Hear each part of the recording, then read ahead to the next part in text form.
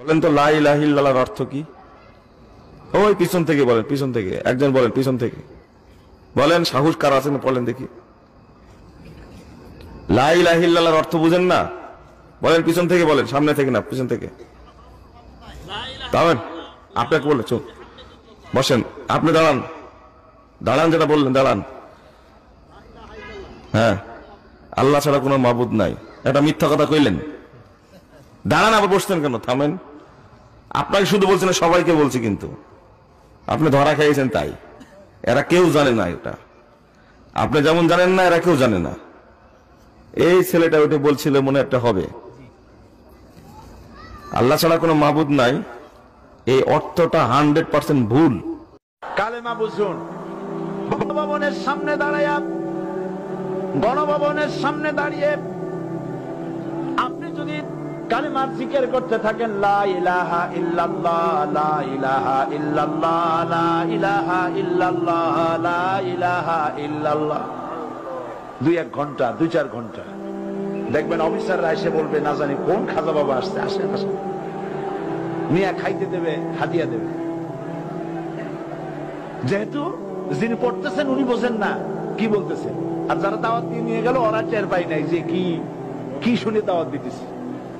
কিন্তু আপনি যদি বঙ্গভবন, গণভবন, সেক্রেটারিয়েট আর পার্লামেন্ট এর ভিতরে ঢুকে যদি বলেন, কোন মানুষের তৈরি করা আইন মানি না, কোন সরকারের সার্বভৌমত্ব স্বীকার করি না, কারো বিধান মানি না, কারো তৈরি করা আইনের সামনে মাথা নত করি না, আল্লাহ ছাড়া কারো বিধান মানি না, হাদিয়া আসবে, খাইতে দেবে, পকেটে টাকা দেবে, খাওয়াবে এক জায়গায় নিয়ে, কোন জায়গায়? লা ইলাহা, কোন ইলাহ নাই। এই দাওয়াত দিয়েছেন দুনিয়ার সমস্ত পয়গম্বর। এটা কি শুধু রাসূলুল্লাহর দাওয়াত ছিল?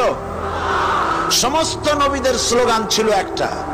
সমস্ত নবীদের স্লোগান ছিল কয়টা? সবাই বলুন, কি সেই স্লোগান? লা ইলাহা ইল্লাল্লাহ।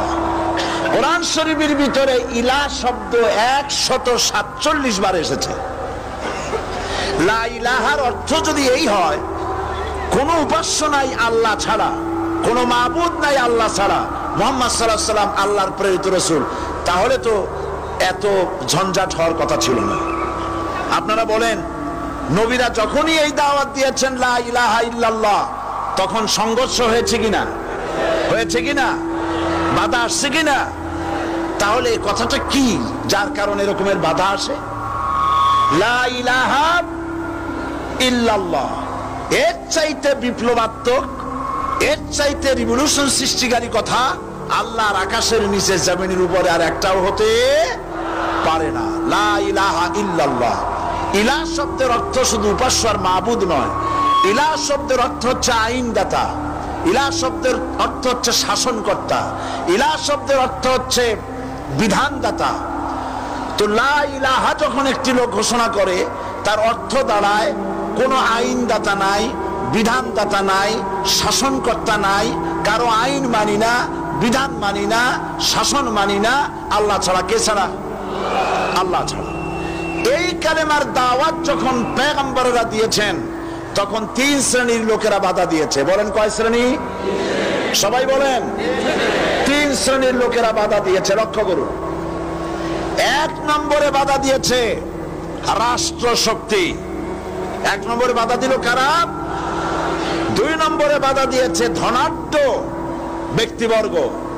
3 নম্বরে বাধা দিয়েছে যারা কায়েমি স্বার্থবাদী ধর্মীয় শক্তি। এই 3টি শ্রেণী সমস্ত নবীদেরকে বাধা দিয়েছে। সেই বাধা অতীতে যারা দিত, এখন আর দেয় না নাকি? এখনো দেয়? দেখুন, আল্লাহ, উটের মালিক আমি, আমাকে উট গুলো দিয়ে দাও। কাবার মালিক তিনি ফয়সালা করবেন। সূরা ফিল ঐতিহাসিক হয়ে আছে কিভাবে আব্রাহ বাহিনীকে আল্লাহ ধ্বংস করেছিলেন। ওই ঈমান আপনার মধ্যে আছে?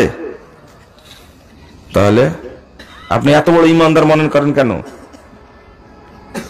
জিন এবং মানব জাতির মধ্যে সবচেয়ে বড় পরহেজগার, বড় আলেম, তার নাম কি?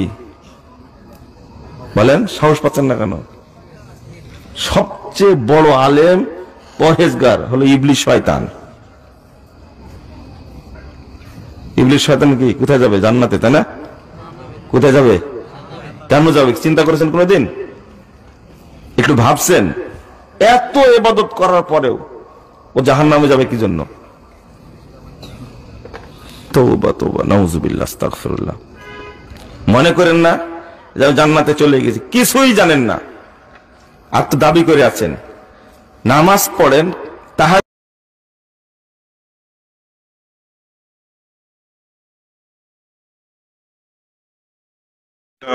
ইল্লাল্লাহ, শেষ বেলা কি বলে? মুহাম্মাদুর রাসূল। मोहम्मद रसूलुल्लाह, ला इलाहा इल्लल्लाह मोहम्मद रसूलुल्लाह कोनो सही हदीस। तो सब्सक्राइब करो, वो जो लाल वाला बटन है उस पर फूट फेंक के मारो या फिर मोमबत्ती, मुझे नहीं पता, बस क्लिक हो जाए। আসসালামু আলাইকুম ভাই বहन लोग, আজকে ব্রেনসি বাস করা মৌলবীকে নিয়ে আপনাদের সামনে কথা বলবো। ইল্লাল্লাহ, শেষ বেলা কি বলে? মুহাম্মাদুর রাসূলুল্লাহ। লা ইলাহা ইল্লাল্লাহ মুহাম্মাদুর রাসূলুল্লাহ বলবো না তো কি বলবো? আমি আসলে একটা ব্রেনসি বাস করাই মৌলবী, বুঝলেন? মুহাম্মদ মানুষ না ফেরেশতা না আল্লাহ? মানুষ, মানুষের নামে জিকির চলে। তা আপনি জিকির করতে করতে মোহাম্মদকে যোগ দিলে, সারা রাত ঘুমায় না, কম্বল একটা গায়ে দিয়া সাকানাকা সাকানাকা দিল কান্না। হুজুর আপনি থামেন, আপনি থামেন, আমি এদেরকে দলিল সহ বাই করে দেব, দলিল সহ। কেন এখানে হুজুরও বুঝে না, ইমামও বুঝে না, মুক্তাদির বুঝে না। তুমি হাদিস না পড়ে যে কোনো কথা বলবো আমরা কি মেনে নেব? তোকে আমি দলিল সহ বাই করে দেব। দেখাই, দেখেন। ইলাহা ইল্লাল্লাহ মুহাম্মাদুর রাসূলুল্লাহ সাল্লাল্লাহু আলাইহি ওয়াসাল্লাম। পুরোটাও যদি বলেন সমস্যা নেই। হুজুর তাহলে আমাদেরকে দলিল দেখান। কিছু মূর্খ বক্তারা বলছে পড়া যায় না।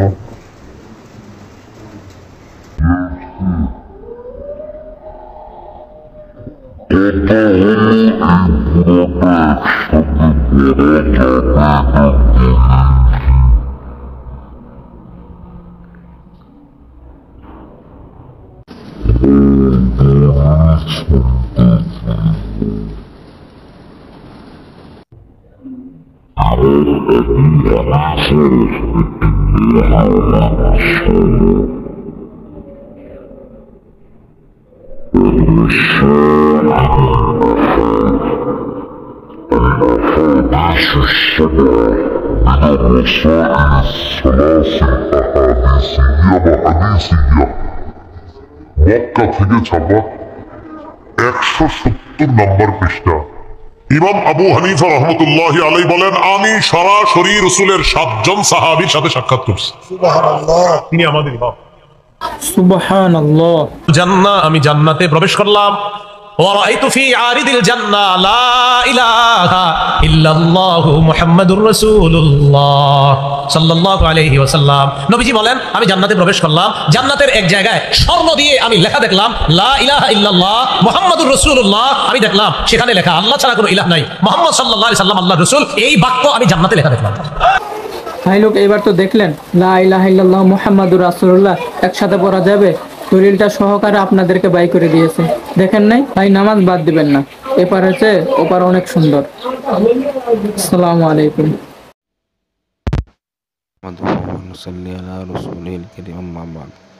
যে ব্যক্তি অন্য পড়বে তার প্রতি জাহান্নাম হারাম হয়ে যাবে, এটা বুখারী শরীফ হাদিসে আছে।